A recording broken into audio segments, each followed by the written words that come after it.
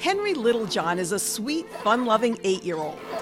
As a baby, he seemed to be developing fine, but things started to change after his first birthday.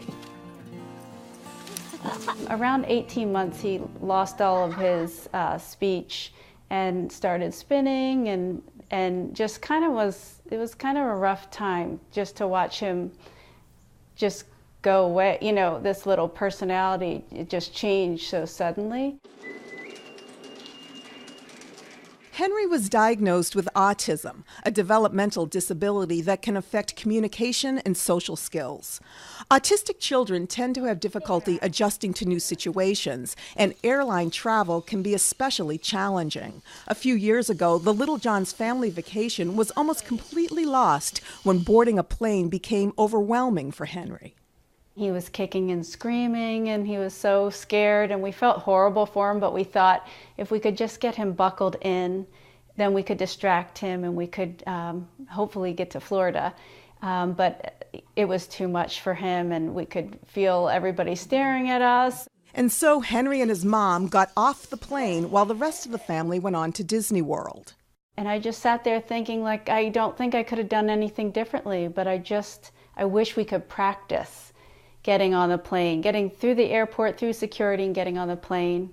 And that's where that thought just kept with me. She shared that thought with Jennifer Robtoy, who directs an autism program in Massachusetts. And so I went back to my office and I sent an email to Logan Airport's kind of general contact email and said, you know, this is what's going on, this is my story, can we do a program?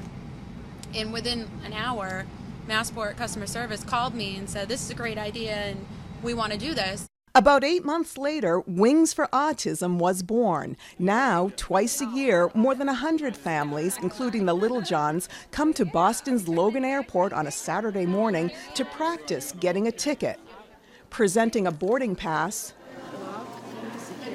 Thank you. filing through security, Give him a high five on the way in. waiting for the plane, and ultimately getting on board. TSA, airport staff, pilots, and crew all volunteer for this biannual event, now in its 3rd year at Logan.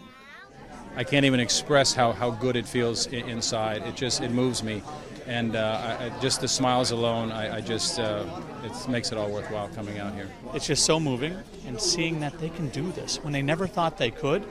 I mean, it's very overwhelming, and when the families leave, and the thanks we get, and the tears that are shed sometimes, it's unexplainable. Once on board, crew members pretend it's the real deal.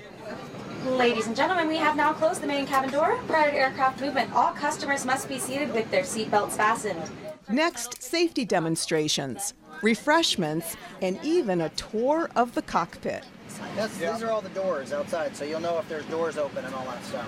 This is one of the best things. For him, it's like Christmas. He looks forward to it every year, and it's a great opportunity. It definitely made him feel more comfortable. We travel once a year to see family in Texas, so it kind of prepares him every time for that, and he loves the plane. A lot of times with our kids, it's really tough to get them to do a lot of things, so this has been such a godsend. So we were so happy, and they couldn't be nicer. For Henry, it took a little coaxing and a lot of skill from family and crew members.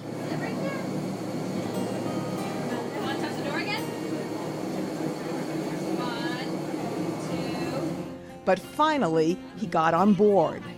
But just the fact that he actually got on the plane at the end was amazing, and I just feel so happy for him because I think he's more at ease. I think next time we do this, he'll remember that he got on the plane and one step closer.